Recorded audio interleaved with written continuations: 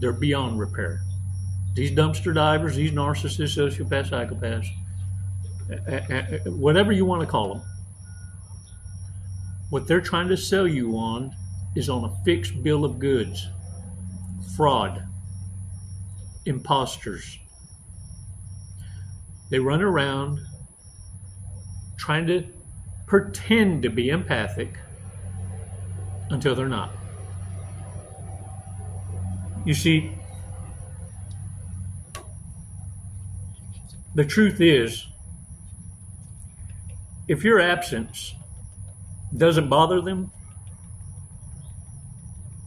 then your presence never mattered.